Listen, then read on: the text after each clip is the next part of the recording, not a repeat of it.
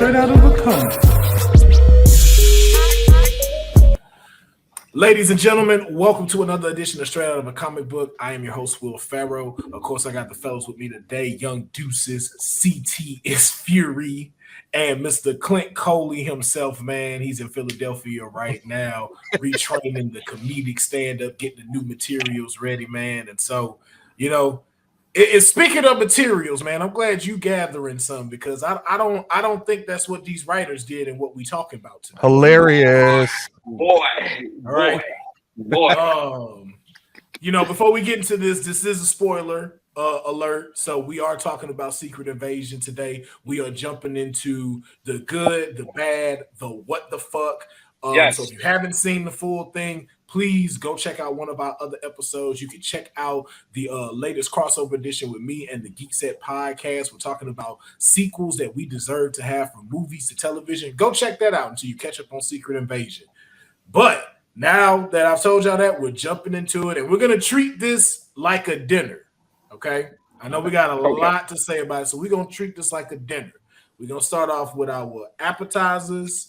We're going to jump into our main course, go into our dessert, and then we're going to top it off, with some spirits, as they call it. I love it. So we're going to start with the appetizer. Let's start off with, I want to get y'all opinions on where we start off in Secret Invasion. Okay, so we know we can tell that we're seeing Nick Fury coming back from the Saber Station. So we're somewhere between WandaVision and Miss Marvel, and we're after Endgame. Mm-hmm. So now I want to get y'all opinion on like the tone that y'all saw when we first start off with this with Secret Invasion. How were y'all feeling? Wait, before you say it, you said this is after Endgame. Is this after the? Yeah, this is after the blip. Okay, I'm sorry, I was confused. Go ahead, Clint. I'm sorry. Yeah.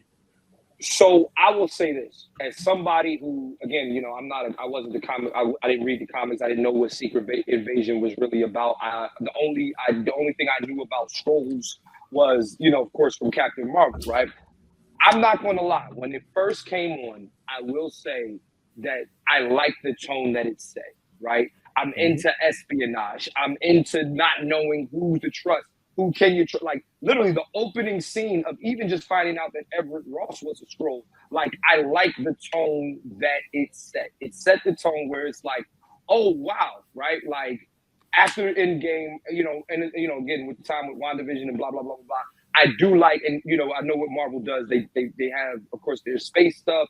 They have their, galactic stuff, but they also have their stuff that's happening on Earth. This, to me, was a great beginning of what a new Earth situation that is going on that can be handled on Earth by Earth heroes. I was definitely a fan of how it started off for sure. Yeah, just like Clint, like when it comes down to espionage, like to me, confusion is always great, right? So it's like right off the bat, like you said, when you found out that Everett Ross was a Skrull, it was like, oh shit. And then like if you know the story of Secret Invasion, knowing that there was so many heroes and people that would like, now we gotta watch the history and go back and say, oh shit, they was the Skrull, that's why they did this. When they set that up immediately and then they already started embedding that there was so many Skrulls, you're like, oh shit, I'm in for a ride, because now I'm watching every character with a fine tooth. Like, okay, is that a person? Is that a Skrull? Is that a good Skrull? Is that a bad Skrull? So it's like the tone for me, I agree with Clint. That tone, leaning in on the espionage of it, was great for me right off the bat. Here's the thing, man. I echo what you guys said, and it made me think, wait a minute. If this is after Endgame, is this also after Black Panther 2? Because those were close together. Yeah. And if that's the case, Ross was a Skrull in that. Yes. Yeah. And it blew my mind. So are we on? So tell me where we are, because I don't want to jump ahead. If you don't mind, so my bad. Well, I was just going to say, I think they all, like, some of these stories run concurrent. You know what I'm saying? So I think that, it may not be necessarily after this or after that, but we just know that this was for sure after the blip. But I don't know. I feel like some of these stories can just run, they can run concurrent. You know what I'm saying? Mm-hmm, mm-hmm. Yeah. Go ahead. So so where we're set right now is just this first part. So talking about like we're busting down the good and the bad of the beginning part of the setting, basically, of where we are. So Nick Fury is back. We've learned that Skrulls are here. Scrolls are still here. So again, Yeah. like that's one thing we're catching up with too. We saw it from Miss Marvel, but we didn't know that scrolls still are here and existing, not just with maybe a few of them, but there's actually an entire colony called New Scrollos. Yeah. And then, as you Yeah. said, with all the questions that we're now starting to open up of who's a scroll here, who's a scroll there. That's why I wanted to know from UCT, like, how do you feel they started to handle this at this beginning part with kind of really serving us a lot of information in the beginning? All right. So one, this is gonna sound really wild, but Daenerys from God of Thrones. I mean, yeah, Game of Thrones. She, first of all, she's she's an incredible actress. She's very beautiful. A1. She looked sickly thin in this show, and I was like, "What's up, man? What are we?" I was gonna say I agree. I thought she was young. She looked younger. I don't know if it was the hair or what, but something looked different from when you saw her in Game of Thrones and now. It wasn't younger. It was just like, because her face is gonna stay what it is, but she looks so thin. I don't want us to be going into. I don't even want to speak that, but I just don't want us to be going into another one of those situations where we see an actor and they getting thin, and it's like, hey. But anyway, beyond that, I like the tone of it. It was, to me, the beginning stages were a step above Falcon and Winter Soldier, because Falcon and Winter Soldier felt very TV movie-ish.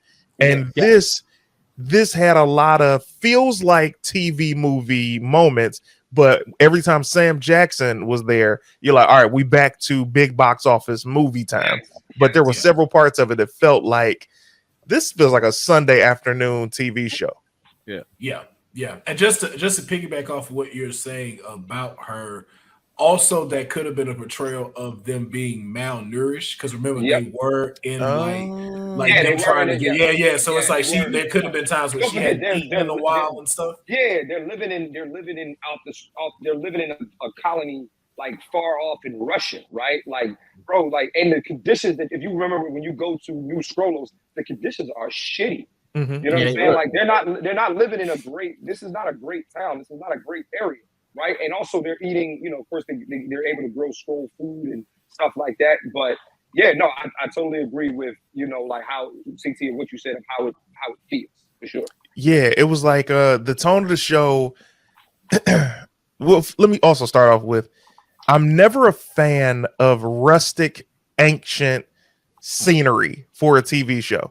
I prefer everything to be modern. I prefer everything to be city, because when you do stuff in like the countryside and you do stuff in Russia, there's all this rustic, older looking agriculture that kind of takes you out of the show if you're trying to be futuristic and dealing with aliens and stuff like that. I think it worked for this show, but it was taking me out, because I'm like, all right, this story better be good, because aesthetically I'm not falling in love here. And it's like when they're turning into themselves, like when they go back to turning into squirrels, showing their native skin, it was like, all right, this is clearly where the money is going to. Yeah. So this is what they're trying to save everywhere else. But I've always been annoyed at them trying to save money on a big budget idea.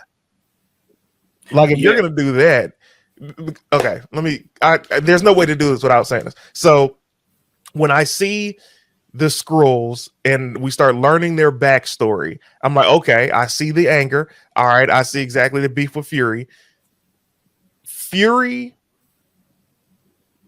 Talos never got his justice. Never. No. Talos never got his justice, because Talos was like, yo, I've been down with you for 30 years. You wouldn't be where you are if it wasn't for me and 30 years. And it seems like, yes, he's gone soft because of Earth's ways, asking for permission. And like, yeah, I think we could sell this idea. But at the same time, this man was y'all's leader, and nobody was showing this man respect. And that kind of pissed me off. So to piggyback on that, I think that's what I had a problem in the beginning with all of this. And I think it really did have the horrible perception of still keeping a certain supremacy over a group of people. And not only did you see that with Skrulls, you still saw that with Nick Fury. Mm-hmm. And then especially like in this beginning part, to learn that you've been working with Skrulls your entire career, and you chose to stay within government and go up the ranks of this already crooked system when you could have really made change here. Mm-hmm. And then that's what you show this alien race. And so now you have Talos thinking that as well, and thinking that that can be the status quo when you know it's a flawed system. So for you to even get mad at what you taught him showed a bit contradictory to me, to go like, yo, it really took away some of the respect I had for Fury, and then made me start to understand a little bit too why Gravik is so mad at you now. Yeah, I was definitely on Gravik's side. The entire he got drastic, but I was definitely on his side. Yes. Because if the end goal is you want a new planet for your people, I don't want to hear we're just gonna take this planet and kill everybody. Like, because there are innocent people that are here. You got all this anger bottled up inside you. Your real beef is with Fury, which is understandable. But when I looked at that show, and this is like the meme that I sent you guys. Clint, you don't know about this, but I sent a meme to the group where it showed a picture. What group is this? Well, we have a group. I knew it was coming. Yeah, we got a group. I didn't know you didn't know about the group. Well, we'll send you an invite for the group after this. Well, depending on how this episode goes, we'll send you an invite. I don't want to get your hopes up. if it's not good. He's a living tribunal of the group. Like, we just sit there. Like, just like he raised the final decision. How about this? Me, Will, and Deuce, we in the group called the Fleet, and you not in it. Hey, here's the thing. You're completely welcome to that group, but I guarantee you, my group is popping. It's crazy. I want to be hold on. Don't worry. There is another group called the spoiler filled group. Oh, hey, as it should be. Yeah, because like we respect when we like for anybody. He don't watch trailers. I know. Yeah. And so if someone else say for like Deuces, like, I'm not gonna watch nothing with this one, it's like, yo, in this chat, we will honor that. There's another group, however, like, yo, you seen the trailer? Here's the trailer. Yeah. Loki just came out. I want to talk about. All right, but yeah, let's keep talking.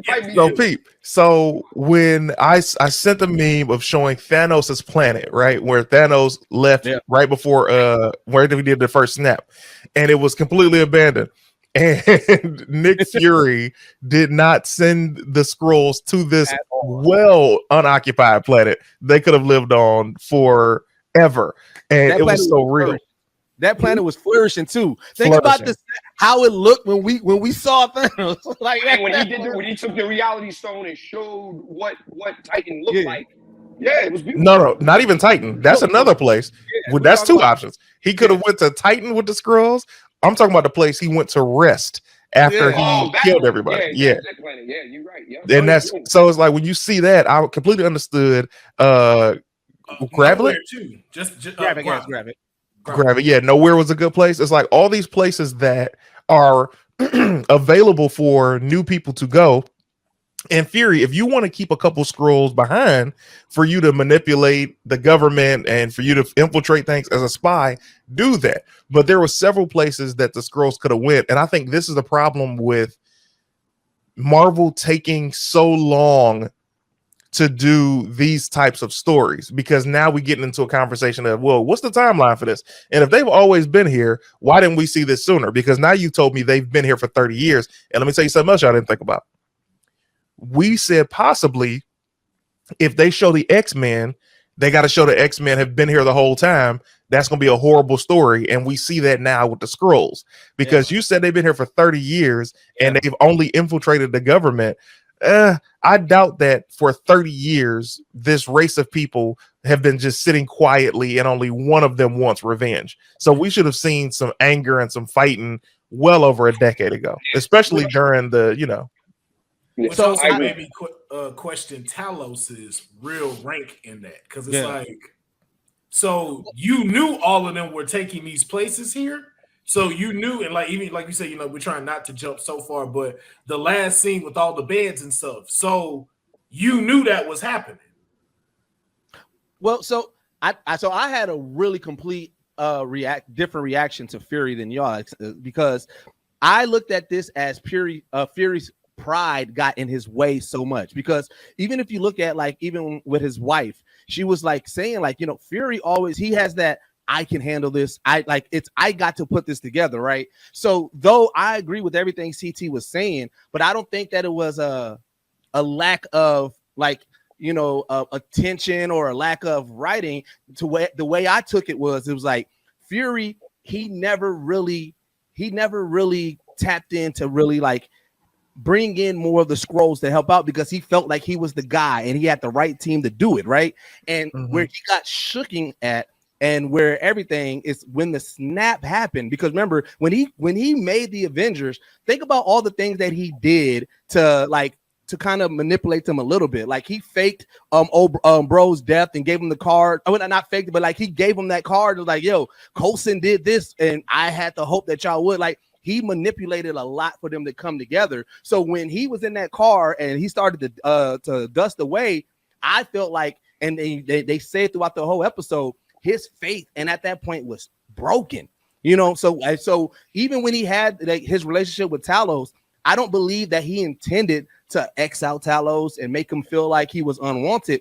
I just feel like he was so tunnel vision and still trying to accomplish this, that as a friend, he was just being a bad friend. And so that's why I took it at that, like, oh shit. I didn't lose respect for Fury, but I was like, bro, yeah, you was really tunnel vision in your head and you forgot your sole purpose was to really help out this race and make the universe better. There was no reason for Hill to die. Go ahead, Clint. Okay.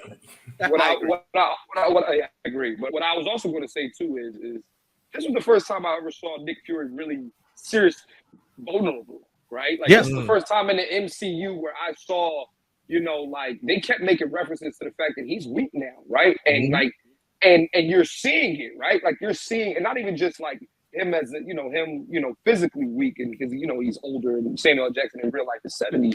But this is the first time, like mentally, like I feel like Nick Fury was getting outsmarted. This is the first time I feel like, like what's her name?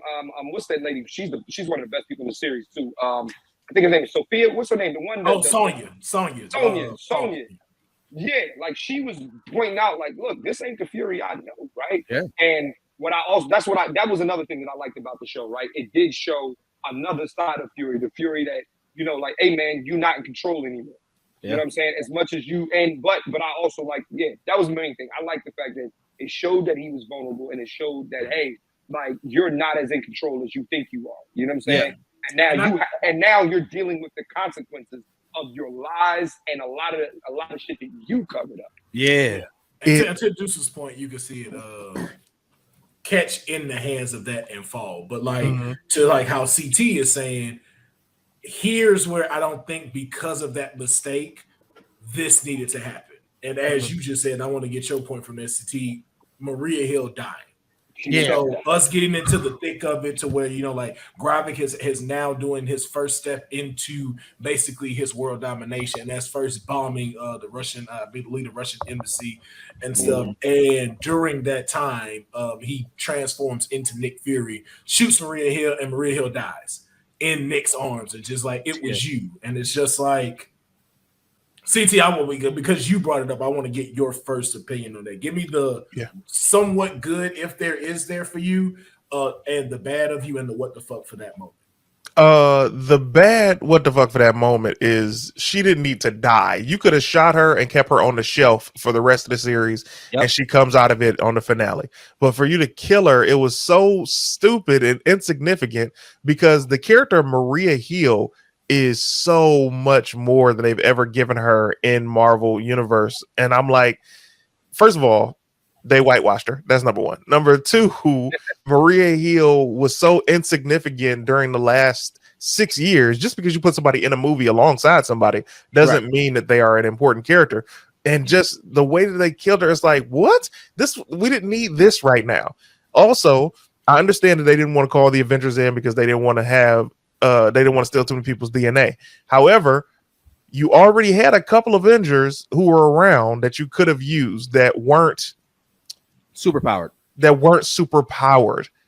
you could have used. Like, all right, cool. We got Don Cheadle. Great. Now give us at least one more where you can have them being around, just because this feels like the more you dumb it down, it's a TV movie. So Maria Hill, for her to be killed by Sam Jackson at the end of the episode, and the ramifications of it being the next episode being her funeral, and then her mother being like, she would have followed you anywhere. Get these people that did this to my daughter. It's like, who are you? We never even saw you. Ain't never heard you. Ain't never seen her talk to you. It was pointless. Why? Like that part of the writing is like, yes, in theory, if a kid dies, you want their parent to be there, but it means more if you show that parent before. Perfect example. Captain America 4 is coming out. Let's say, for example, the girl, what's the Hulk's love interest name? Jenna Ross's daughter. Betty Ross. Betty Ross. Let's say something happened to Betty.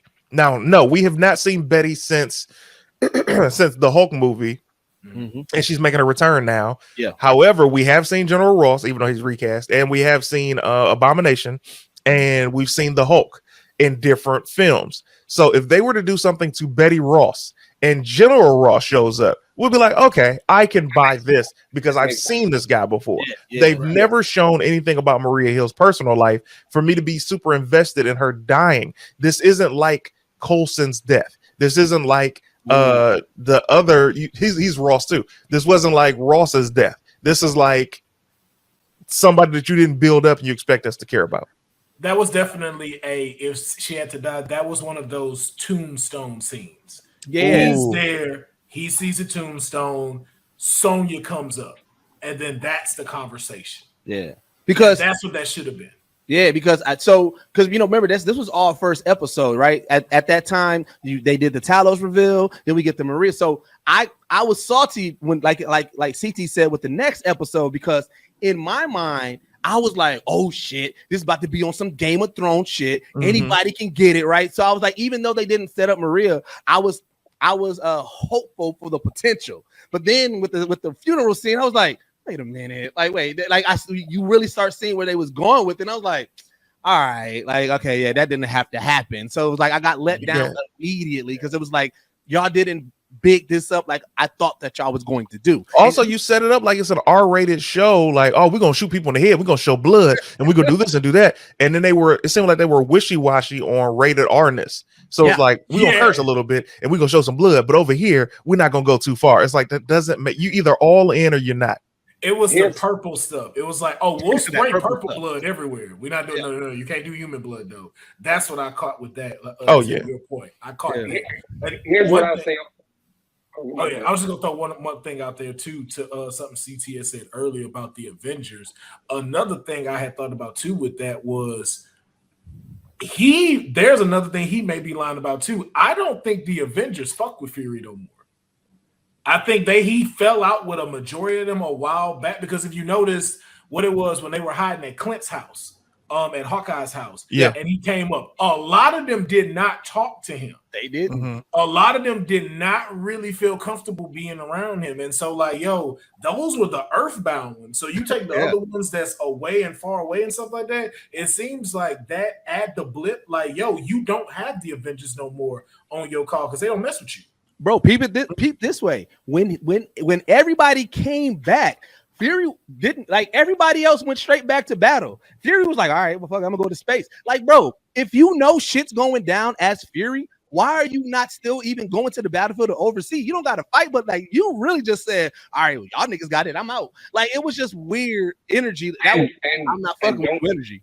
And don't forget, at Tony Stark's funeral, where was Fury at? He was all the way in the back, and nobody, and he was like damn near the last person you saw.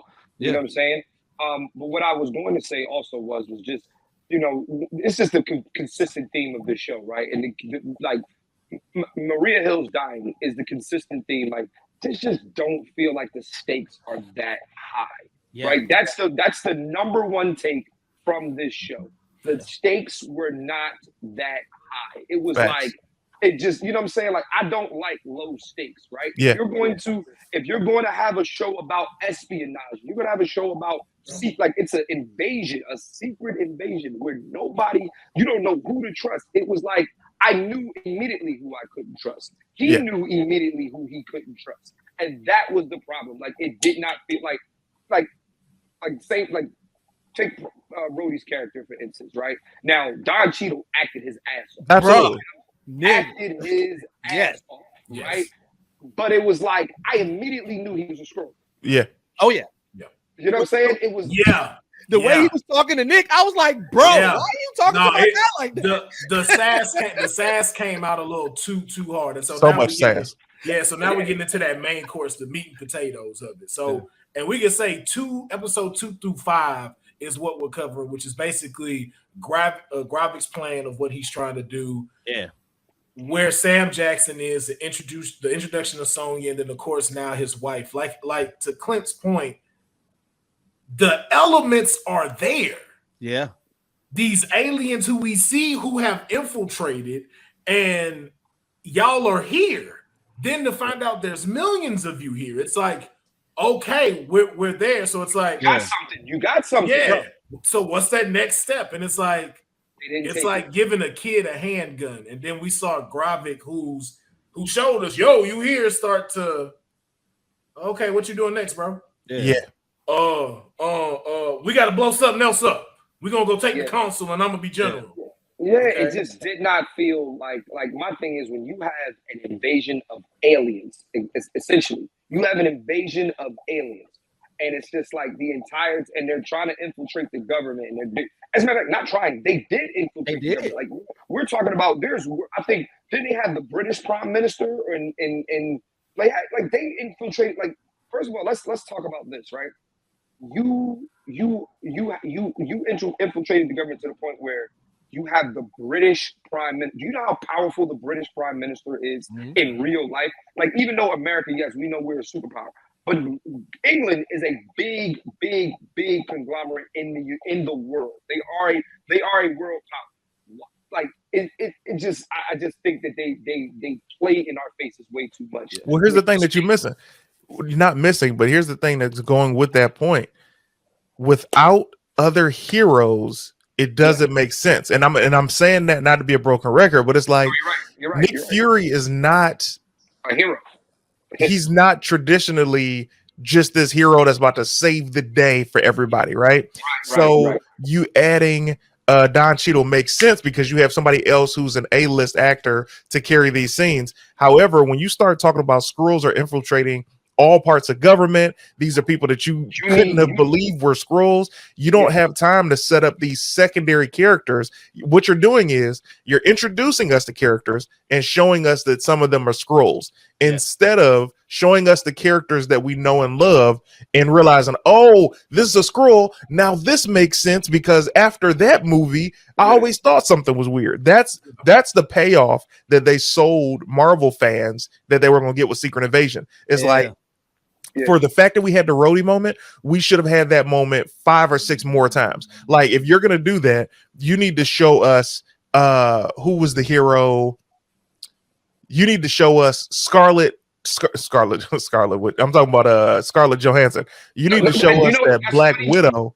I was going to. That is somebody who I thought could have been the hero that you're talking. Like, I mean, of course she's dead, of course, but you hit the nail on the head. Yes.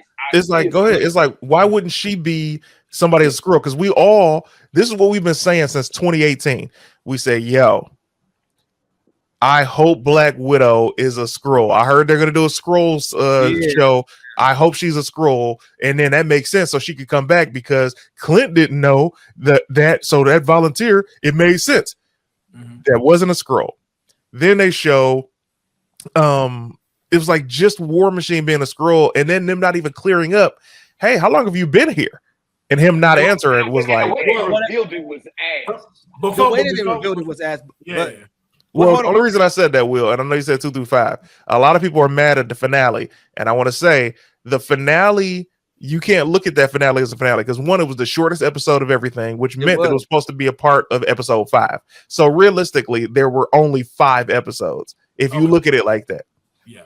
But I was going to say, even to that point, like going back from Rhodey, like there's a lot of too many plot holes before it even started. Like you said, the buildup, like one, you didn't even tell us what position of power he's in now. How the fuck is the colonel just next to the president?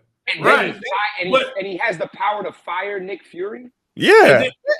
But then even to that point, it's like, okay, if y'all want to give us that, we'll say, okay, he ranked up during Endgame when that happened, and you were there, and that moment, like where Captain America came back and he swiped General Ross. We'll say, hey, that's when he got his power.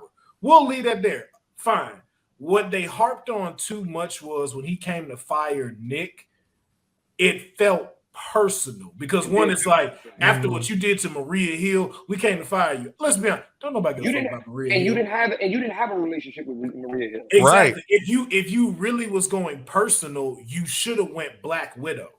Right. You should have said Yeah. like, yo, because of what's happened with Black Widow, because of what's happened with Clint Barton and all the people he killed during Endgame, from what just happened with them, yo, this was the straw that broke the camel's back for everyone. And you didn't give us that. It was like it became too personal to where it's like, oh yeah, this is a scroll. Like you're not even worried about government wise. Like you're giving this away to us already. Yeah. You've shown us talking about Marvel, the only shows that mattered within the Marvel Cinematic Universe on Disney Plus were WandaVision and Falcon and Winter Soldier, and now Secret Invasion. Out of every show, they've shown us these three matter. Because the way that they did, like one of the Captain Marvels, the way she's introduced, the black one, all right, cool, came from WandaVision. But Miss Marvel, there were no stakes. You just introduced this girl being this hero, which good for her. But I'm just saying, as far as stakes for the universe, none of these shows have had any ramifications except these three, and this just got added to the list. Yeah. So the one thing that, like, kind of exactly what CT was saying.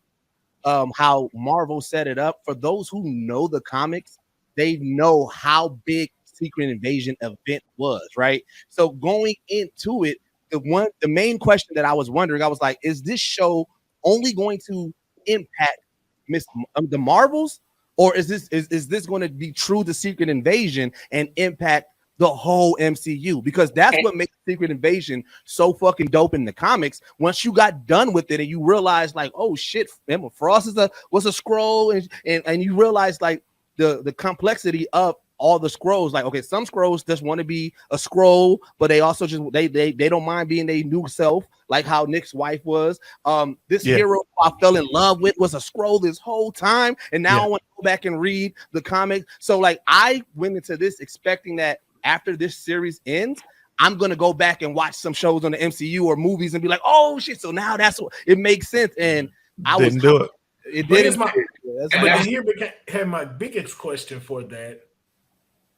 What was the Skrulls plan? Like, y'all infiltrated and became all these people.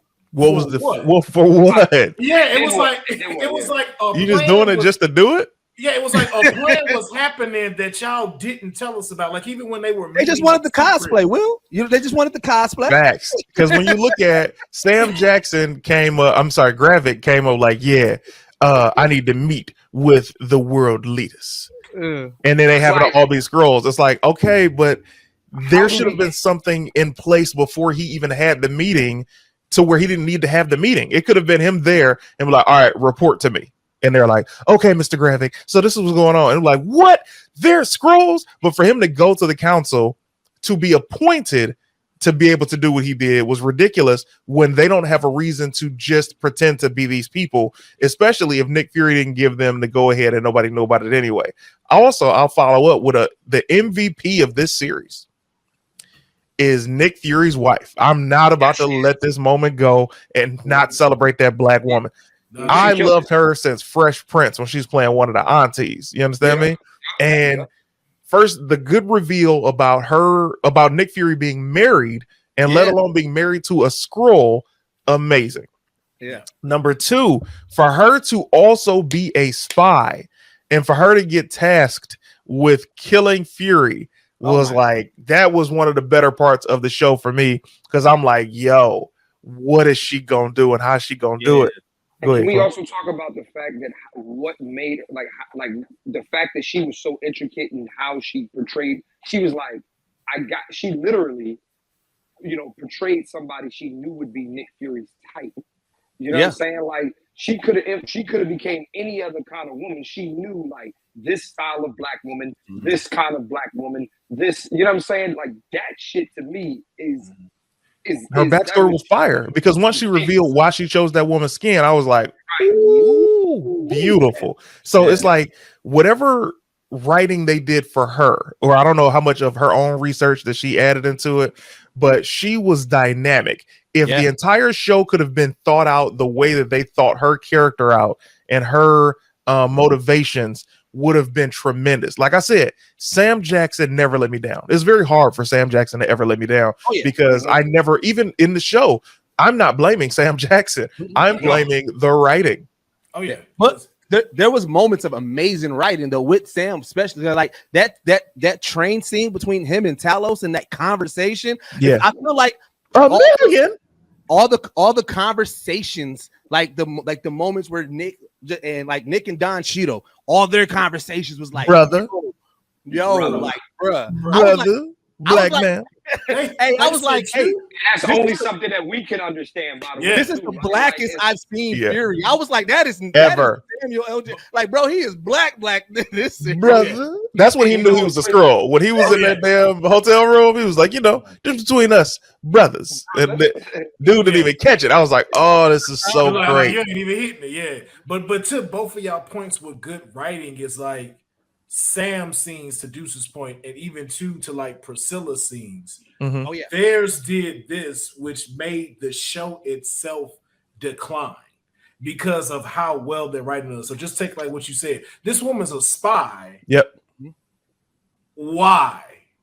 Mm-hmm. What is the Scroll's mission? Why did you put her here to kill Fury? What was that one about? Even another thing that CT said of initially, like with Maria Hill's mother, and trying to make that important, us never seeing them. Y'all didn't establish the world leaders enough yet for us to show how important them being known as Skrulls were. Wouldn't it would have been good for them to establish this? Back in Avengers 1, instead of aesthetically showing these people with shadows over their face, show their faces, because he talks to the council, I think, there, and I think he does it again in Avengers 2, right? And Winter Soldier. So it's like you have the opportunity for these 3 films to show these people's faces. So at least by the time we see them in person, oh hey, okay, great.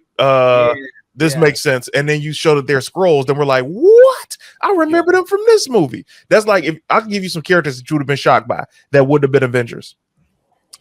Even though General Ross, the actor, I think William Hurt passed away. So you got now Harrison Ford getting introduced. All right, great. But let's say he hadn't passed. General Ross, let's say another separate character that we saw over these films.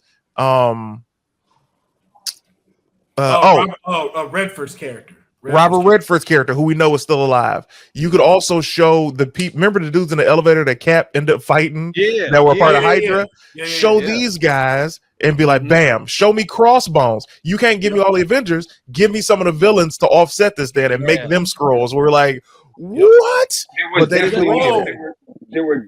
definitely no villains that we knew who were Skrulls, and that does diminish it a little bit. You need familiar faces. Right, and it was just like and then the last part for me also, right, that I really want to touch on is I don't like as I'm watching, episodes 2 through 5. So of course, I'm sitting there saying to myself, when are we going to get like okay, normally during these shows you get a nice ass big ass fight, right? That fight scene trash. That fight scene, I'm not talking about the end fight scene either. I'm talking about the fight when they bombed the president. It didn't feel like a fight. It felt like just a straight, it was just, and maybe I'm wrong, but it felt no. So here's my thing to that point. I think something changed in this show. I think some of this original or what they were going for, they took out. And so because of us being able to watch trailers, that scene, Gaia was there. The chick from Game of Thrones, her character was there because she's actually in the trailer. You see her over Talos's body when he dies. So there's some they changed some stuff up in there that I think would have been better than the result that they gave us. Okay, I see what you. And you know what? Also, I'm going to cut Marvel some slack only for this. I know they were filming this during COVID or around the times of COVID, and like that changed how the show was kind of shot, stuff like that. And also, let's also talk about the fact that Marvel at the top of Marvel Studios, they're going through a lot of changes. Disney Plus is going through a lot of change. So like I'm cutting them some slack in that sense, but it's like, yo, this show just missed the. Hey Clint, are they cutting you some slack with that subscription? You're right. You're right. I'm not cutting no slack, bro. You're not giving me no discount. You're right. Nah, and here's why I can't cut them no slack, because even in the point of shooting, this is where you had the chance to where you didn't need to worry about big CGI type of things. You didn't even really need to bring us a whole bunch of cameos. The problem was you didn't set up Earth. You didn't show us anyone's reactions. Like even the president, you didn't let the president mention anything about what's going on. Here's even prime example to make one of the, because again, they say the Marvels is supposed to be the sequel to Secret Invasion.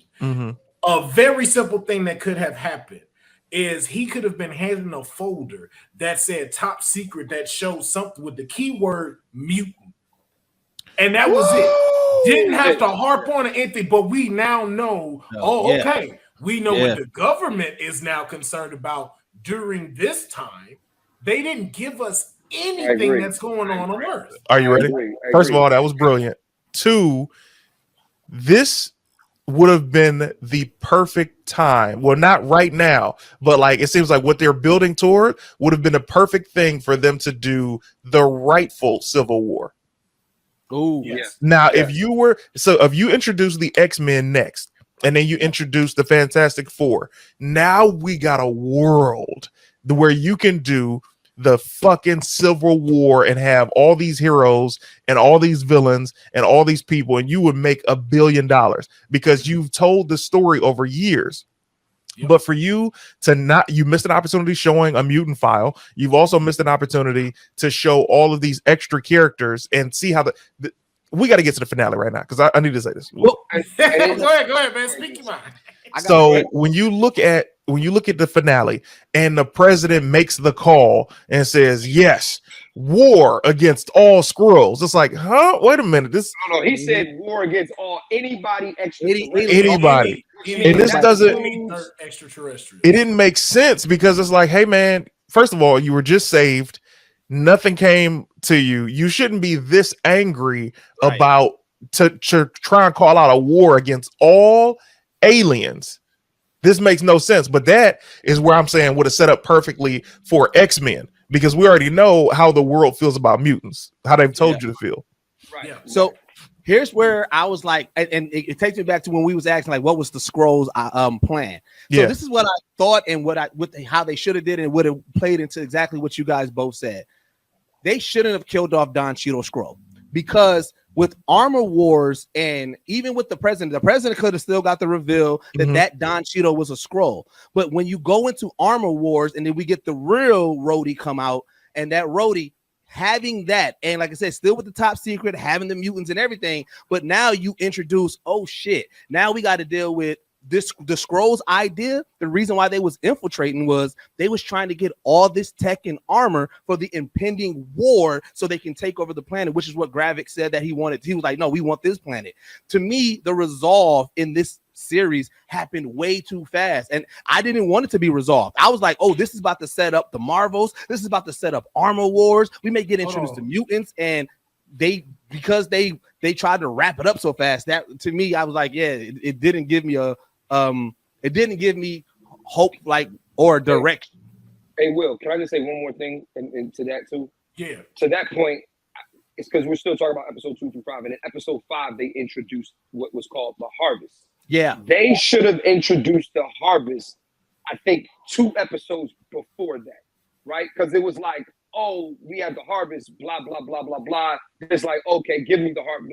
But like, if that, like, to be honest with you, I wish that would have been knowing that plan from the beginning. You know what I'm saying? And knowing that should have been, that was Gravik's plan from the beginning. Like, he wants, what his real thing is, I'm now power obsessed and I want the harvest. And also, you do all these flashbacks. Why can't we get a flashback of them collecting the harvest? Right.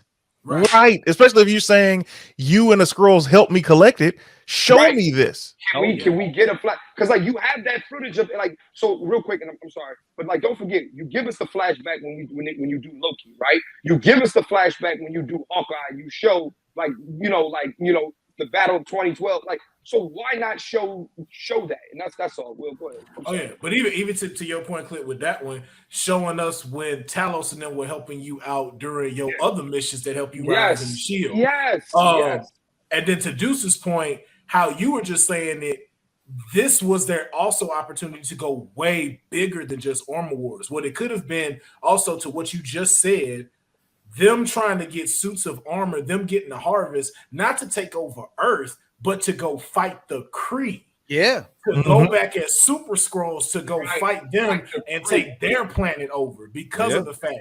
And then especially like now we're getting into like the season finale of them talking about these Kree things, and that would have led so much better into us now going, oh, okay, so now we see why the Marvels is the sequel to Secret Invasion, because y'all talking about them trying to get back at the Kree, y'all showing us why Miss Marvel is important, and to the harvest point, the missing piece, he should have already had the harvest, and the missing piece was Carol Danvers' DNA.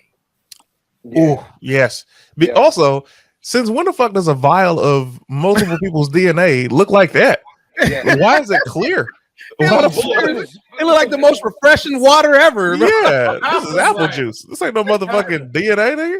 I was that like, shit. That's Patron. That's what that is. That was a shot of Patron in its finest bottle. And then to go back to an earlier point that we made, he still didn't make right to Maria Hill's mom. There was no interaction. There was no, hey, I got the nigga. It was nothing. No. You just got back on that spaceship. He trusted. Now go to this though. Super Scrolls. Now explain this to me because I was confused.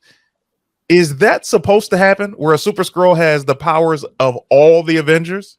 Because right now, Gaia is the most powerful person on the planet. The original scroll I knew had all the powers of the Fantastic Four. Yeah. So that was the Super Scroll that we know. But there was like so technically the one that was Don Cheadle's scroll, she's actually supposed to be a character in Marvel where she's the queen of the scrolls and becomes a Super Scroll and start harvesting other powers. So I think what they tried to do was give us a mixture of that to let us know, like, okay, yes, they can inhabit powers, but so out of the whole list, and then like in the show, they show you the list of people they have. Haven't even introduced all these people to us, by the way. Call Obsidian, they give you Out of all of this fight, you have universal cosmic power. Y'all chose Drax, Groot, Quark, and Captain Marvel and Ghost. Yeah. Those were the powers I'm going to use to fight the main villain of this show. And I'm going to beat him in 2 minutes and 36 seconds. They used Hulk as well. But the DNA you had Spider-Man that was available. There was a lot. Like, I mean, now I understand why Wanda Maximoff and why Doctor Strange weren't, because technically their powers aren't in their DNA. Like Doctor Strange's stuff is cosmic, but it's hold on. That's that's the plot hole. Old boy from Avengers Infinity Wars that had the mind stuff. Yeah, that's not supposed to be DNA. That's supposed to be from his brain.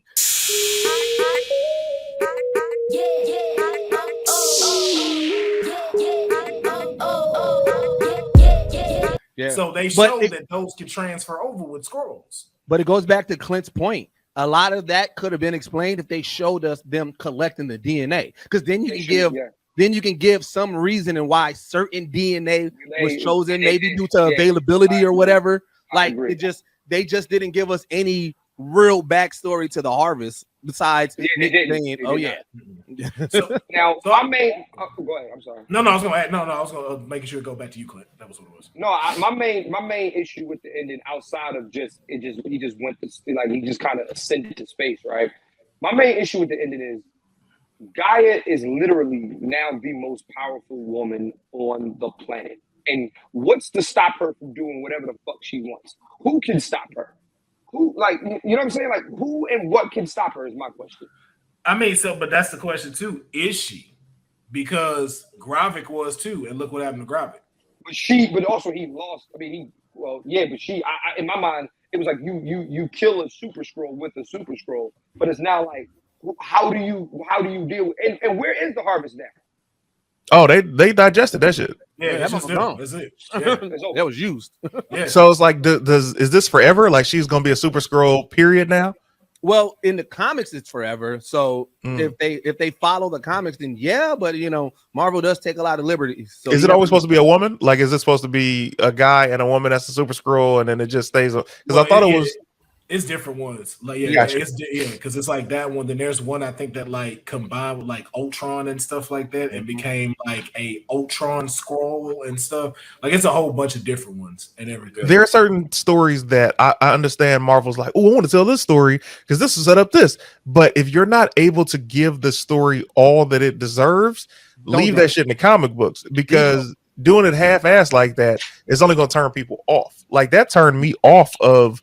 I've always loved scrolls, but that turned me off from a bigger storyline because I'm like, this could have been so much better. It's like Civil War with Captain America. Civil War is an incredible story. I played it for the first time I learned it. I played it in Ultimate Alliance 2.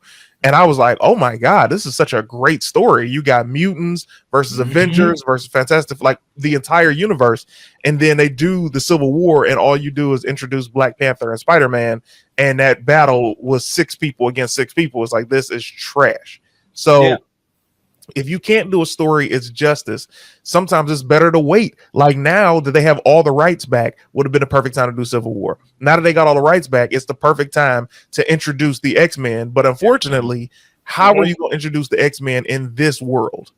Yeah. And another ball drop was this storyline should have been Fantastic Fours. So it should have been. That's what the harvest should have been there. To introduce you to Super Scrolls. Matter of fact, it could have been as simple as they are the ones protecting the damn harvest. You got to think about it. Like Nick, at this point, you already don't trust Shield. You already don't trust the government. So and Tony's out. So it's like, who else has enough technology and enough money? You go to Mr. Fantastic. He can like, oh yeah, I can protect it.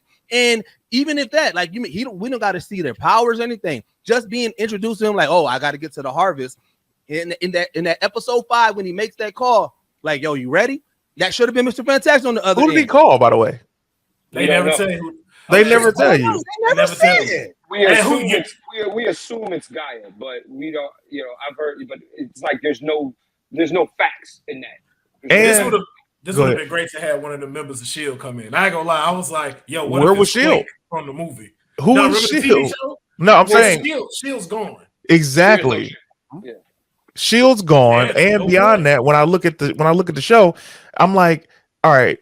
You told me that he was away on Saber, but you ain't showed me no Saber employees. You ain't showed no correspondence. They just show up and drop him off whenever he calls in this big ass spaceship that he was on during Far From Home. Yep. Right. And then too, it's like you're wanted. So why would Saber not know that, and why would Saber still let you up? That part. Yeah. None of that got cleared. So it's just like who runs Saber? Who runs Saber? What are their missions and goals? What have you been doing up there except just hiding? Because they're making him seem like he's a coward, which makes it very hard for you to root for a main character too. He definitely looks like a coward. And this is one of the biggest things I would say, even to like what this show proved, was that if you're going to do DC shows, you need to do it with either B characters or C characters. Do not focus on them. Focus on building the world after the ramifications. You've yet to show us the ramifications of Endgame. You barely showed it to us in Captain America Winter Soldier. You barely showed it to us in WandaVision because it was isolated.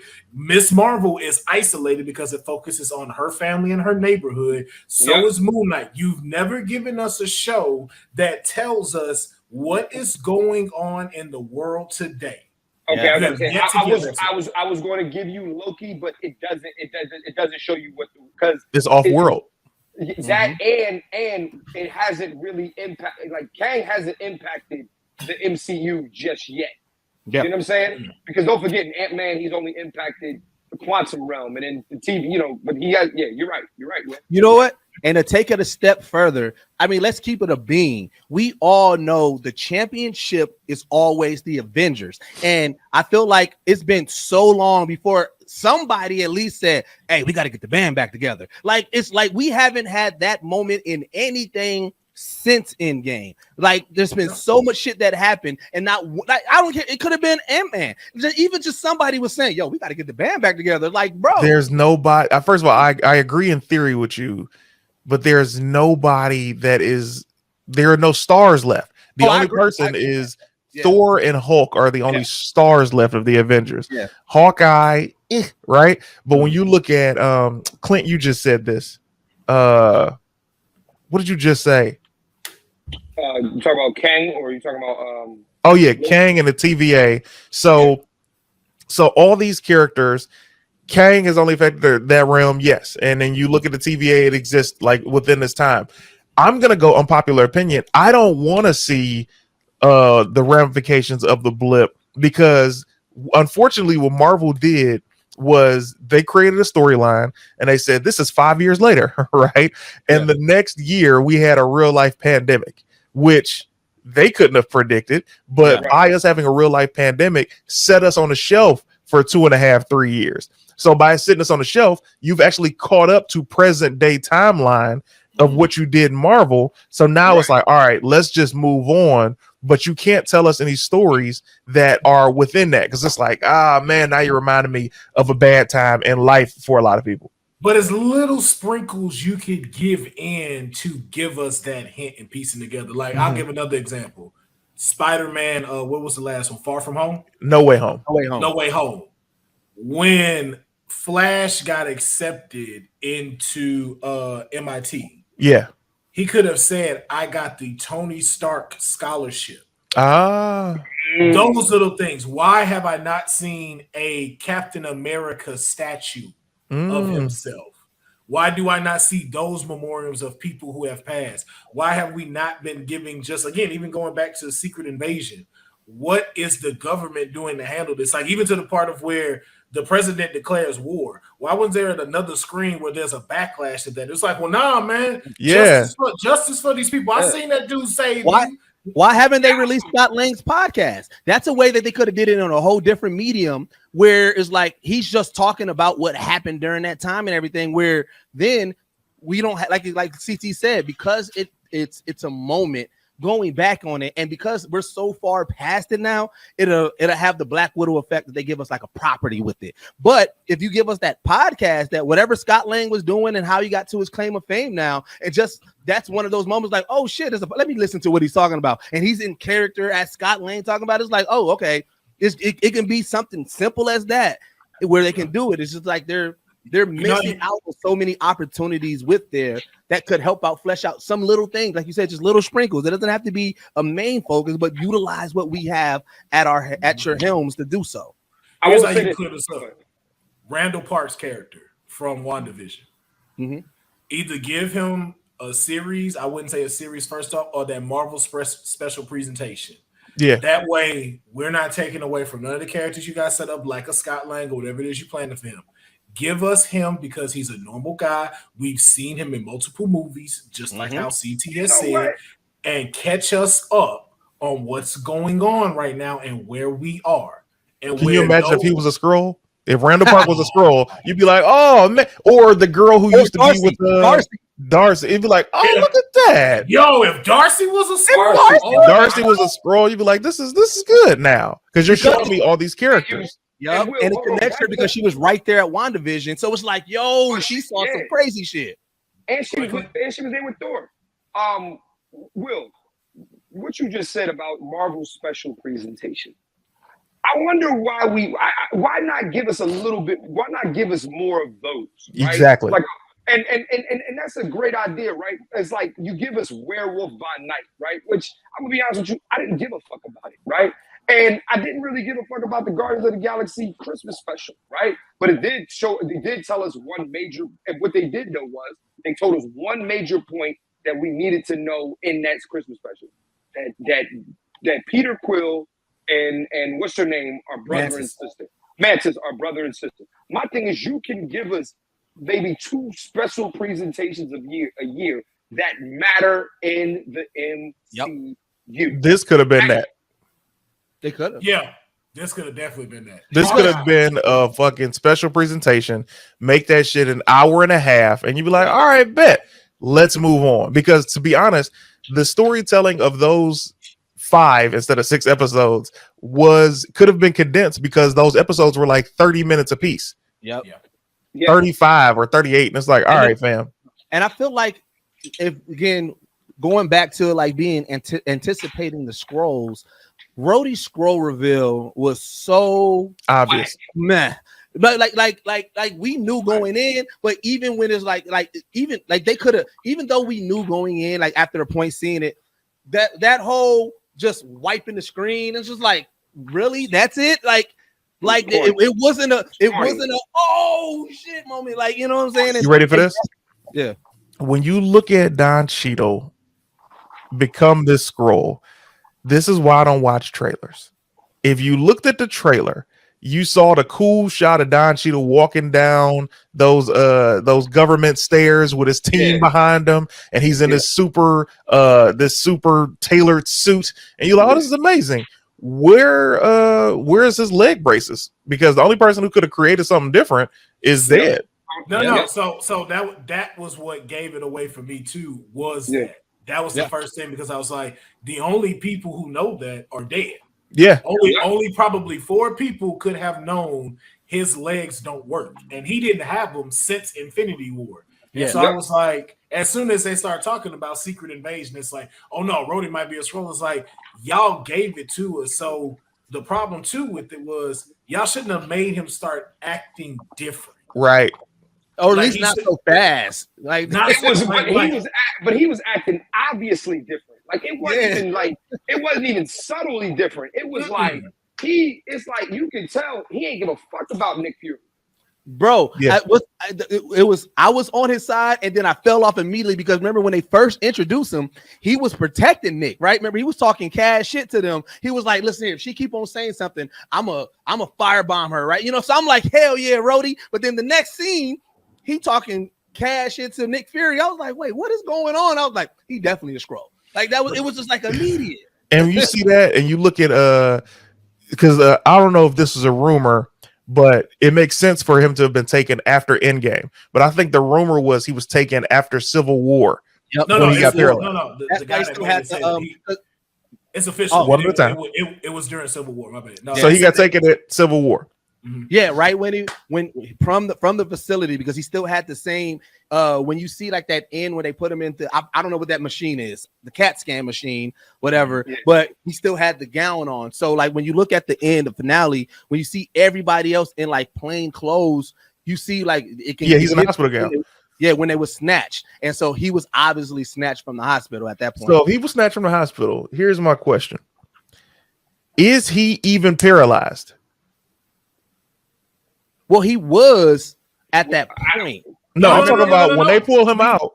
We don't know. Because when they pull him out of the building, obviously he ain't got no energy, so they're carrying him. But I'm like, is he paralyzed? Because see, I thought I took that they was carrying him because he was paralyzed. I didn't even think about the no energy because everybody else was walking. He's been gone for 9 years. I think. He's been gone for the longest, so that makes shit. Yeah, also means he doesn't know Tony's dead. That means he doesn't know what's happened with the whole Thanos and all of that stuff. And it also makes sense for Don Cheadle's character to have been so comedic in Endgame, talking to Cap like, "Hey, so how come you didn't do this?" Like that's out of character for Rhodey. I always thought anyway. Mm-hmm. So I got a question. You right? I got another question with that, right? So if he's been gone 9 years, and again, did he blip too? Right? He doesn't like the scroll Rhodey. If he was a scroll in Infinity War, that scroll didn't blip, but did the other Rhodey blip? No. I'm assuming no. Just because remember it was half, so he could, like I said, granted, that's a high probability when it's half of the the universe that every like somebody, but he like I said, it's not crazy that both Scroll Rhodey and regular Rhodey didn't. I think they probably just lied. No, I think too because they share a mental connection. So that would mean if he was gone, then that too he wouldn't have been able to be there. So that. But wait, I want to go back to what CT said because it really.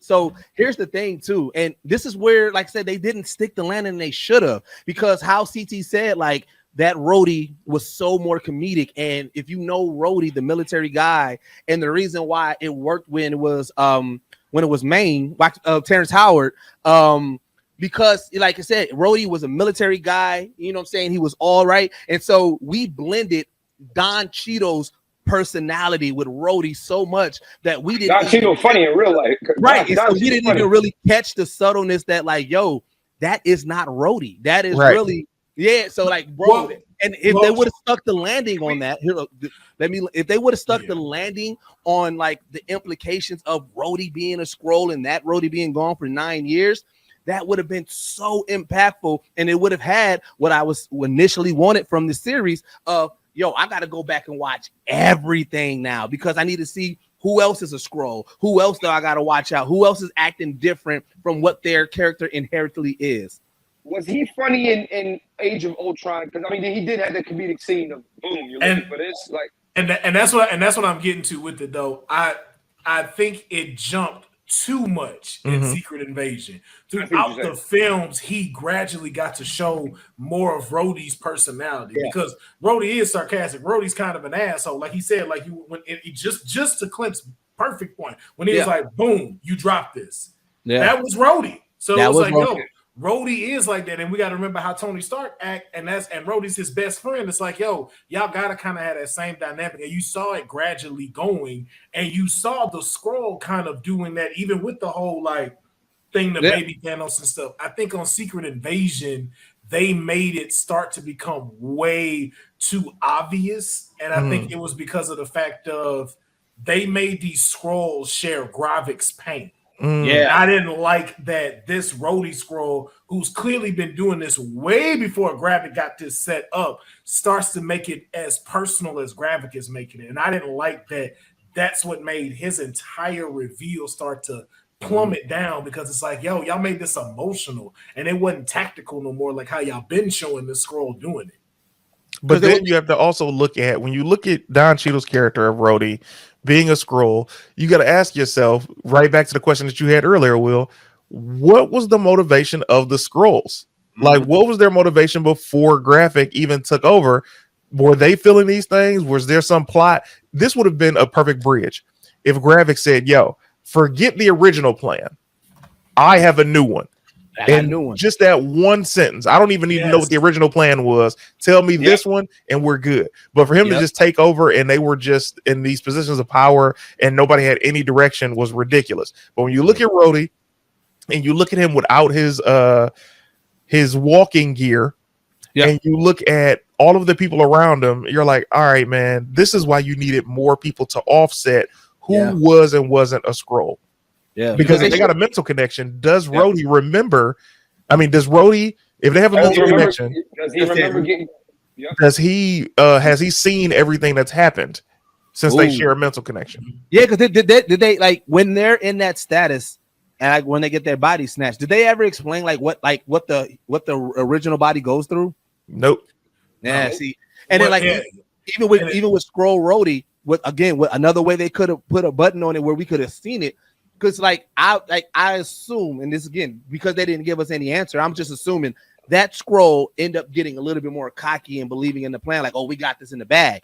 But they never established and showed that. Because like I said, if they go like CT's route where he's like, yo, I got a plan, then they show that Skrull like, oh shit, I believe in this plan. Oh, we got this wrapped up. Then it will explain why he's now that sarcasm when he was blending in a little bit more, why he's no longer blending in more, because now he's like, oh, he think he got it in a bag. Or an easier way to do it, a flashback where these two actually meet and talk. You never saw these two interact with each other. Yeah.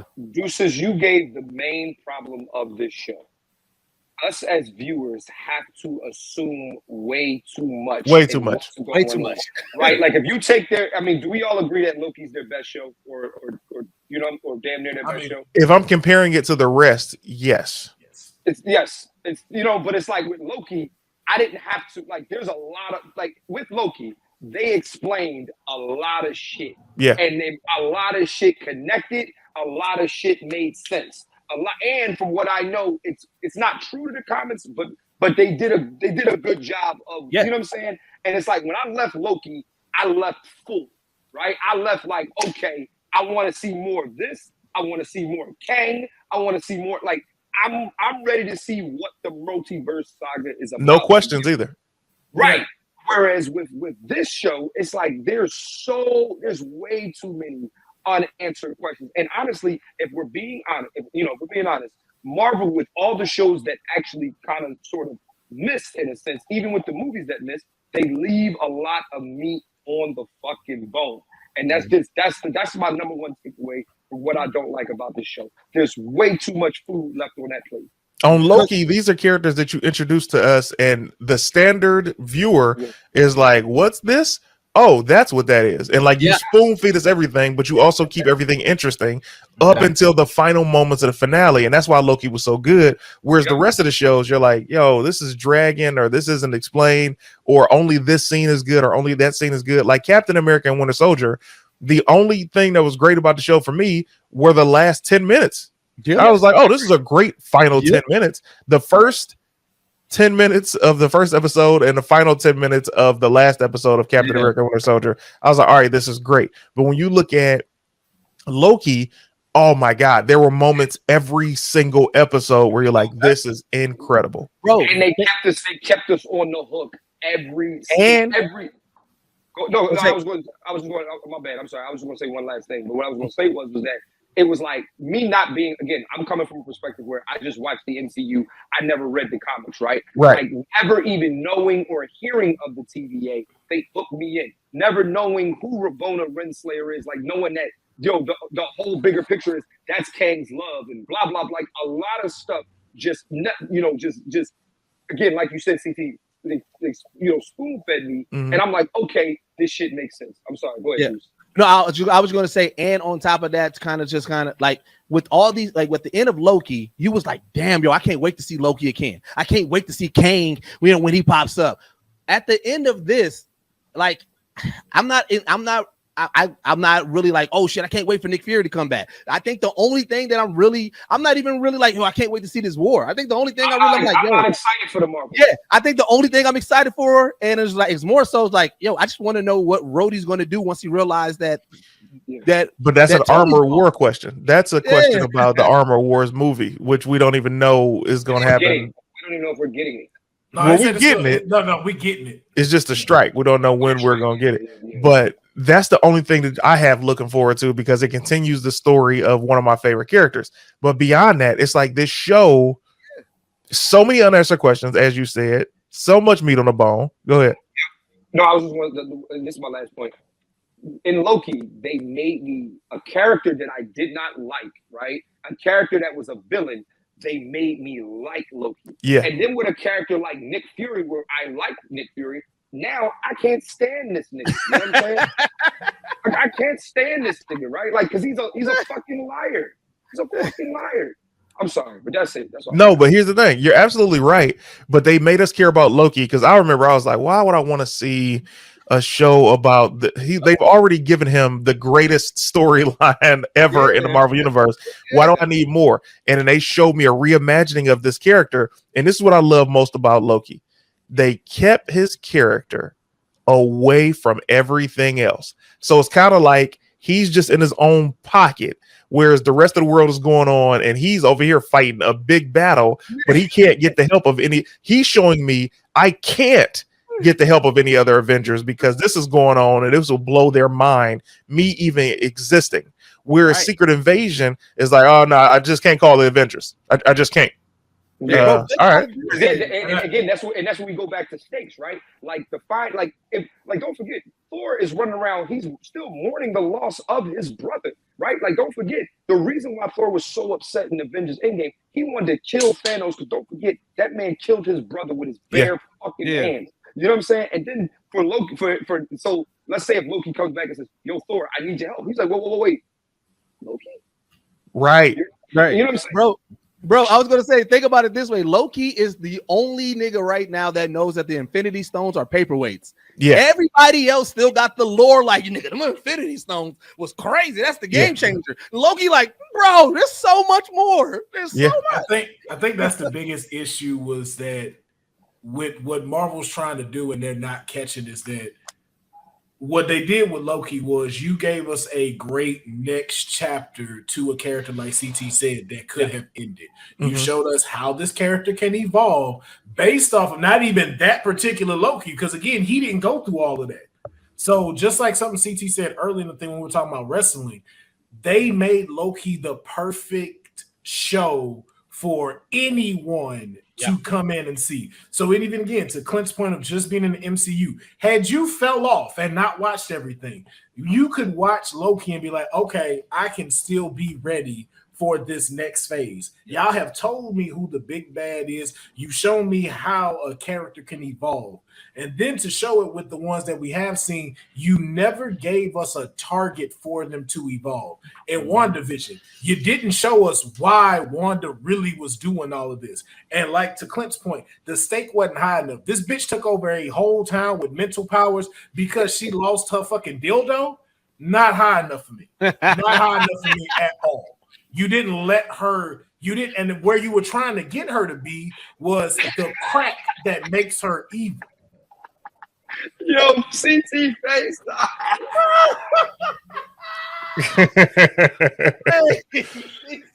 Like, yo, wait a minute, I didn't know we were going here.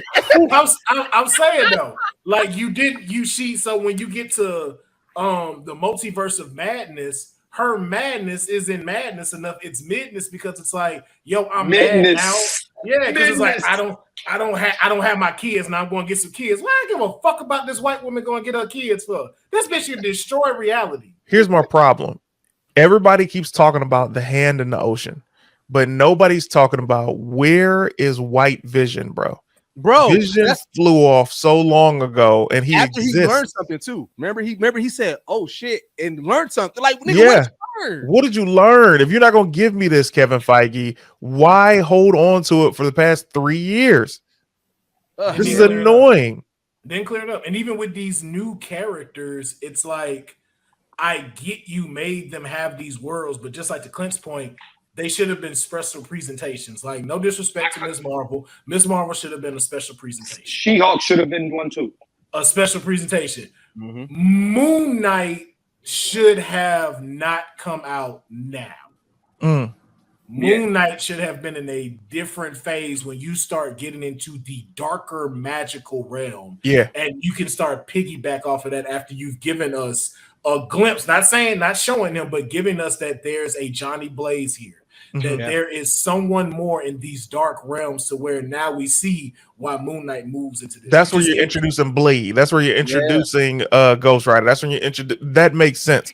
But the thing that Marvel has been doing for the past 4 years is just throwing characters against the wall to see who sticks because they don't have a plan. The thing that I loved about the Avengers saga was that you had all of these phases that were building to Thanos. You told us in 2000 and when did Avengers come out? 2011, 2012. You told us in 2012 Thanos is coming. So I know that all of these movies are to set up to Thanos.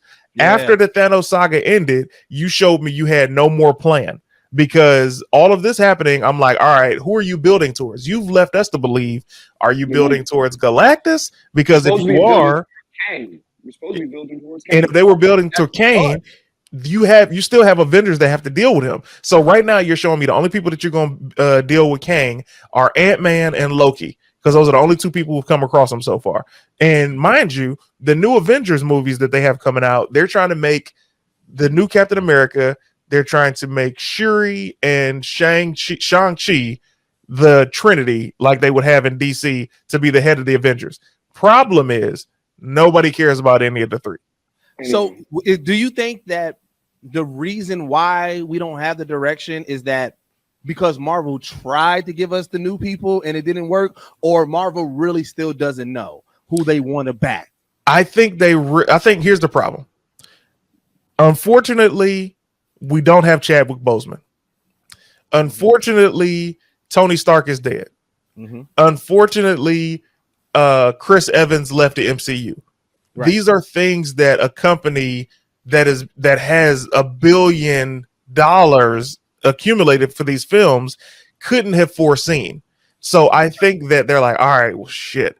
Who do we have left that are some guns? All right, well, we about to do the Captain America story. Let's throw some Hulk in there. So at least this can make, if this doesn't make Anthony Mackie a box office star, nothing will. That's number one.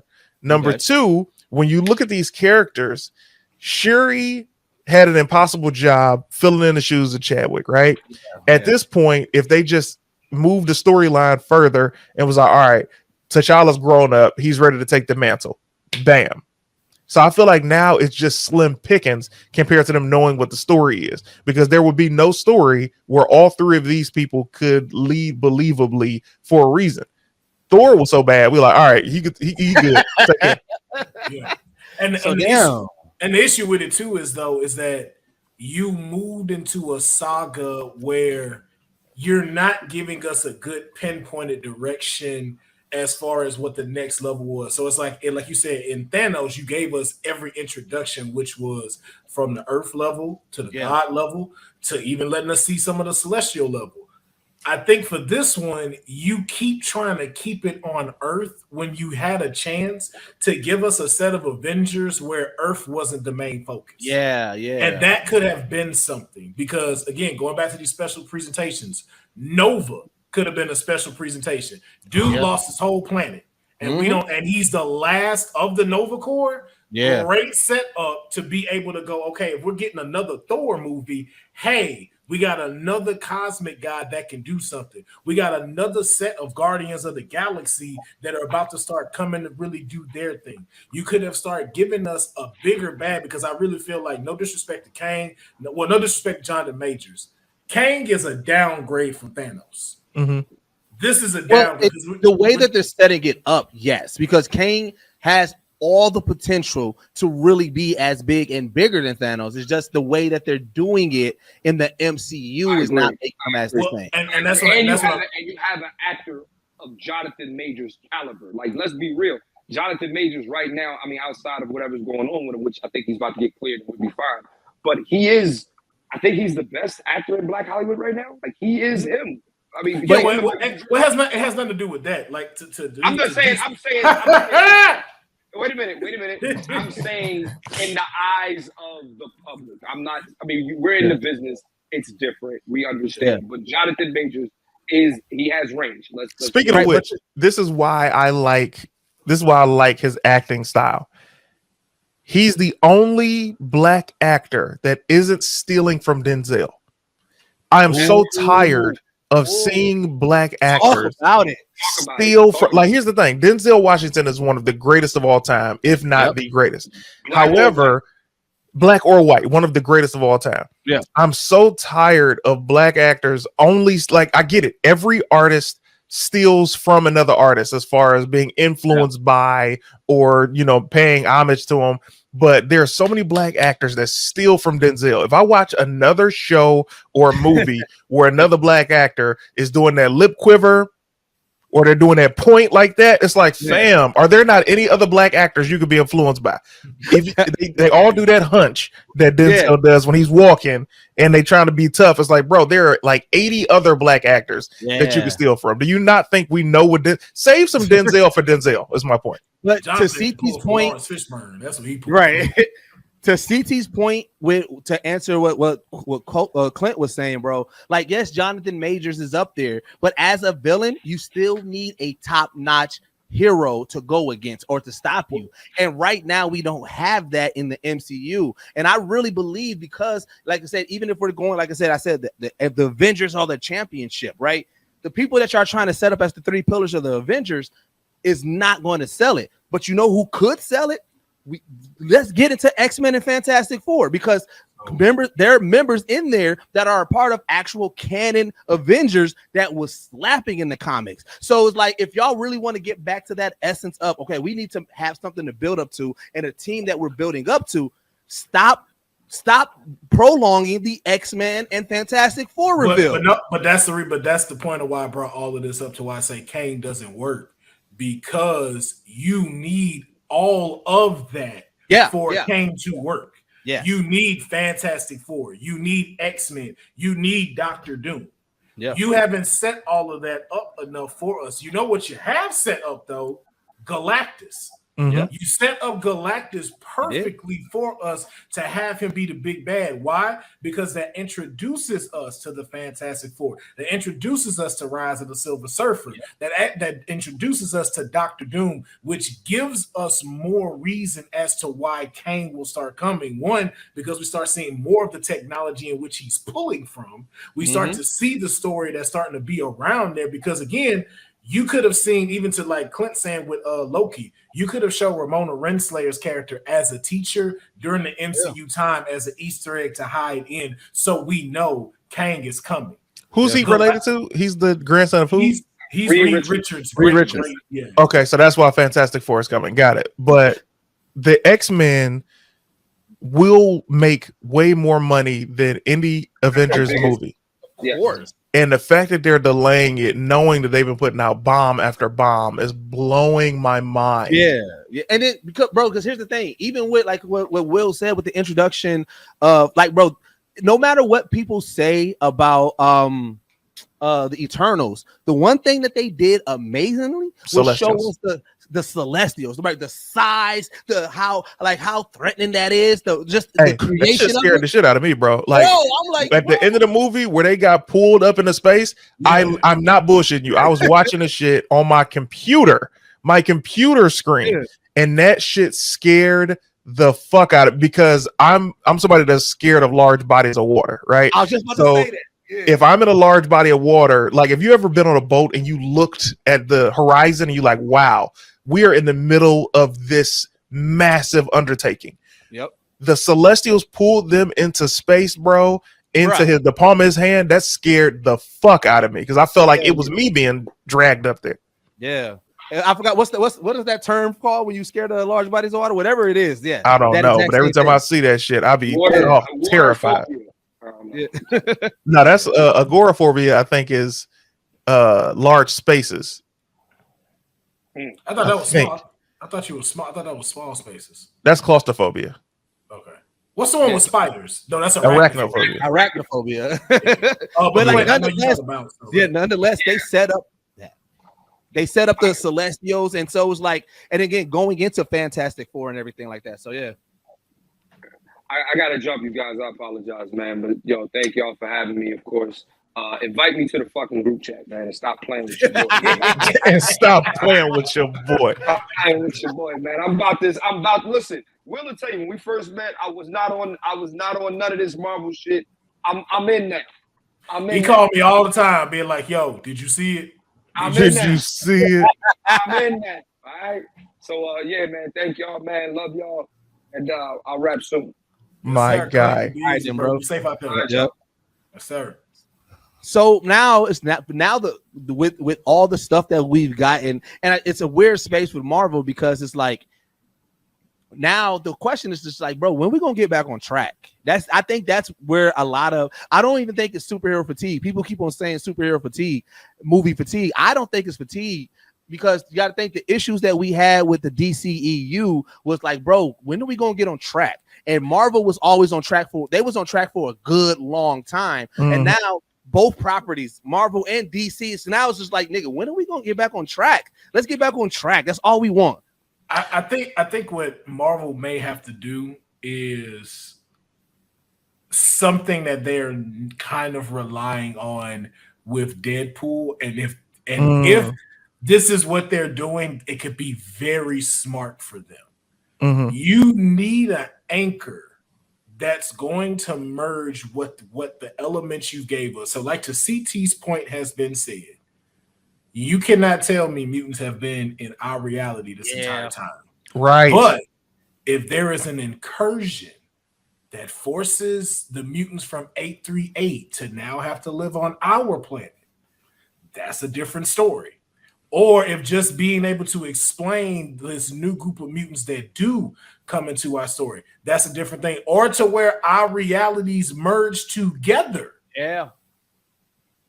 So where you have 838 and then you have, what are we, 626 or whatever, 616? Yeah. Imagine where we've had this battle to where both worlds merge and it's one Earth. So now we have their history. I wouldn't want that. That wouldn't be my first recommendation, but it's something that has to kind of be a major thing that happens for y'all to get these groups that we need, X-Men, Fantastic Four, Doctor Doom. You need to get them here now because, as CT said, the ones you've been throwing at us are bombing. And you're going to start being how DC was right now. You're going to get yourself a Flash fiasco and an Aquaman 2 fiasco going on. And the only reason that Flash fiasco is, well, first, the only reason those films bombed, Aquaman even came out, I know it's going to bomb. The only reason those films bombed, number one, because of what the lead actor is going through publicly. Number two, because it was already announced that these films are not mattering in the grand scheme of things anymore. When you tell a general public that, they're like, oh, well, I don't need to go see it. The only people who go to see these films like that are people who are fans of the character. Like The Flash is in my top 5.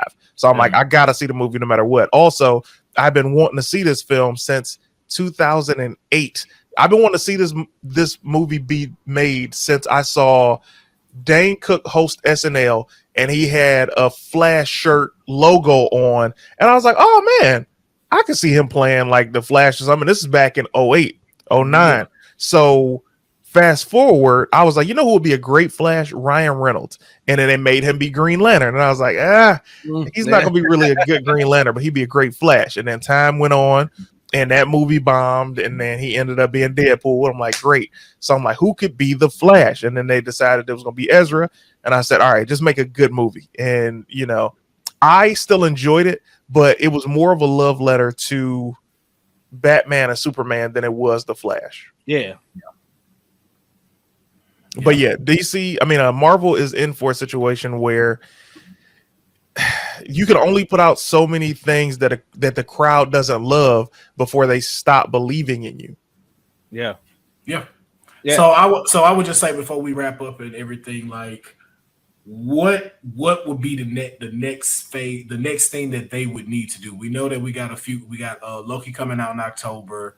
We got the Marvels coming out in November. What's one thing like Deuces asked can get us back on track, to give us just kind of that change us to go, okay, I see a little hope for the future? It's got to be Loki. Loki has to hit so hard that here's what happens with a hit. When you get a hit, it don't matter how long it's been without a hit. When you get a hit, people start to say you back, right? Yeah. So as long as that noise about the hit is so good, the next thing you drop could be, they're still relying off the hit. I say that because you said an October release of Loki and then the November release of the Marvels. So if Loki hits, it doesn't matter what the Marvels does, because we'll be like, all right, we good. We got Loki. Yeah. And I just at least want Loki being able to at least contact or inform somebody else about the shit that he's on. I think for me, I just need that hope of, all right, we got to rally the troops, because I'm like, yo, I've been missing that since Endgame. So it's like ever since then, it's just been solo, and you get hit, miss. But like, let's get back on track to, we need to work up towards something. And I don't want everybody just working towards their individual things. Let's get back to working towards one individual thing that we need to conquer. So that's what I need. I think at some point Loki is going to come across at least Ant-Man, because those are the only two who have come across Kang so far. And Carol Danvers, Secret Invasion should have come out right after Endgame. I'm talking about right after. That should have been a first project, because you just showed Captain Marvel and then Endgame came out.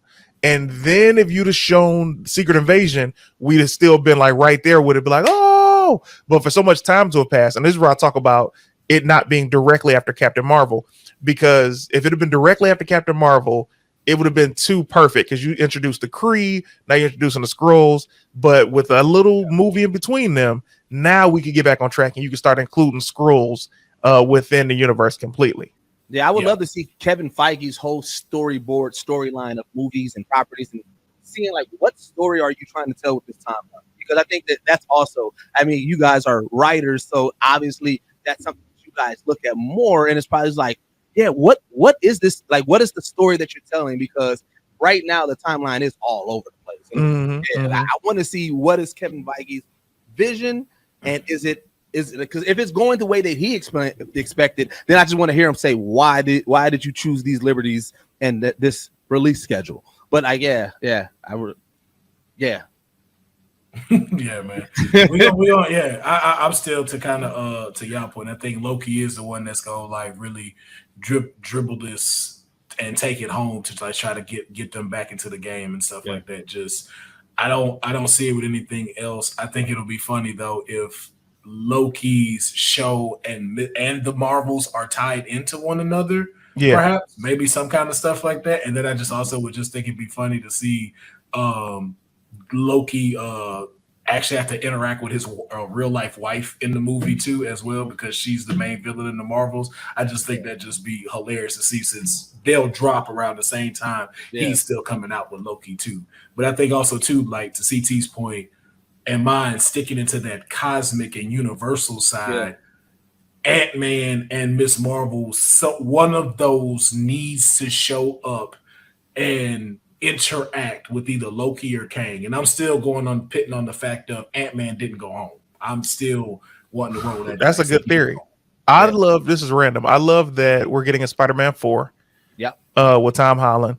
It's got to be the Venom one. I mean, there's nothing else it could be after seeing Spider-Man 3, because now he's street level after being intergalactic level, and I'm very excited to see that character. I also would love to see, this is a Sony thing, but I would love to see the Miles Morales movie end with him jumping into a universe that's live action, and we don't even have to do the origin story of Miles Morales. We just start from him being real life.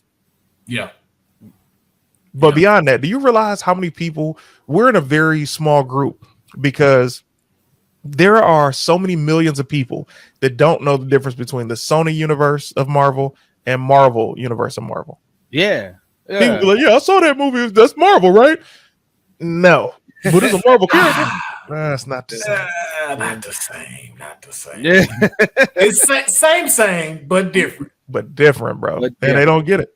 No, they don't, man. But hey, that's why this show is here, to help people that don't get it, to get a little bit of more information, whether it be Marvel or whether it be DC or any other thing, from television shows, animes, whatever we decide we talking about. It's our perception for our culture, and we're glad that y'all can tune in. I want to thank my guests for being on here today, Young Deuces, CT is Fury, and Clint Coley out there. Before we got here, as always, I like to make sure that y'all know where to go follow the fellas, man. We're going to start off with Deuces, CT, and then we're going to go ahead and close this thing out. Deuces, you up. Yo. So we just dropped the official teaser trailer for the Black Geek documentary. We premiered it at DreamCon, and DreamCon was an amazing time. It was just one of those things to see Black love, see just all the Black cosplay. People was premiering stuff. It was really one of those moments. And to see, bro, they grew. Last year, they had 6,000 people. This year, they grew to over 20,000 people. That is an amazing, amazing growth. So shout out to RTC World. But go to youtube.com/Geekset Podcast. Check out the official teaser trailer. We are on the last leg. Now we just got to get all of our big interviews. So, like I said, we put that out to kind of gauge the interest and get people, and we've been getting amazing feedback. So check it out and follow me everywhere, Young_Deuces. Dope. CT is dope on everything. Thanks for having me, man. This is such a good time. You know what? I will say that I just dropped episode 1 of my new podcast called Flower Sessions, where I'm giving flowers to people who've made an impact in my life in some form or fashion. And some form of fashion. And a lot of times it's going to be famous friends. A lot of times it's going to be people that you have no idea about, but all of them matter the exact same. So you can check that out on my Patreon. CT is dope. But before you end, let me big up CT real quick and why this show probably makes the most sense for CT. as long as I've been a fan of CT, because for those who don't know, I was a fan of CT far before I started doing content with him. The one thing that I always praised about him and just being a fan of him was how he interacts with his peers. Every time, every show, anything that I've seen him on, there was always a moment before the show gets in or anything, or even at the end or a moment that CT has a moment to praise his peers, but in a genuine sense. It didn't seem it didn't seem non-genuine. So it's always something like, hold on, because I got to stop and I got to do some slides for a second. Yeah, every time, and it's always like that. Yeah, so this bro, makes perfect sense, and I didn't know you was doing this show. I'm definitely gonna check out because again, even though you my nigga, I'm still a fan. I still watch all your stuff, bro. So I'm definitely checking it out. So make sure you check it out. I'm not gonna tear up, dude, but I appreciate that. It's I'll say this, and this is not even on a somber note. I always make it my business to tell people how much I care about them, how much I love them, and thank them because we as men, we as people in this business and in life, we always think like, oh, I'll just tell them tomorrow, or I'll talk to them another time, or this ain't the place to do it. And then you look up and that person is dead, or that person is, whatever. And I remember when David Arnold passed away. Shout out to David Arnold, man. Rest in peace. David Arnold passed away. But before he passed away, I had literally went live with him. I had given him his flowers in person. I told him how brilliant he was. I thanked him for everything he encouraged me to do and be. And I told him he was the only comedian that every time I watched him, I was like, fuck, I should have thought of that. You know what I mean? Because he was just so brilliant. And I got a chance to tell him that and tell him, hey, man, I love you and all of these things. And I do that with everybody. So by the time he passed, yes, it definitely sucked and it hurt, but it didn't hurt as much as it would have hurt if I didn't tell him how I felt about him to him. So thank you, Deuces, for that. And I'm gonna make sure I don't step on no cracks and get no black kids in front of me, nigga. So thank you for giving me the flower. No doubt. Yes, indeed, man. Make sure y'all check out the documentary coming out, CT shows coming out, 2 well-fitting pieces of content that fit both of these people very well, getting the information out about something that Deuces is very, very adamant about, and something that CT has just really made a part of himself. Like you said, it's a very natural thing because you'll always hear him giving his flowers. So it's a perfect thing for you to have a show where it's dedicated to that. And just like Deuce, I'm gonna be checking it out too. So thank y'all for joining. Make sure that y'all write in the comments below how y'all felt about Secret Invasion. And don't be shy, but also know YouTube will bleep out stuff if you start cussing and dropping bad words. So just know that. But let us know. You can't even cuss people out, bro. You're in your comments. If you cuss people out, like early on in YouTube, people were trying to be reckless, and I would be like, "Oh, motherfucker," and I'm like, "Nah." Because YouTube gonna do something to me if this person reported, never mind, and you just delete or block the person. So these social media apps have gotten really good at getting rid of you if somebody disrespects you. So it's like, man, you gotta start writing like how they did in the what it was, them Orbit commercials. You liquor. You gotta start calling people that. You son of a biscuit drinking trout. Like, but thank y'all everyone for checking it out, man, and we'll catch y'all next time. Peace. Yeah.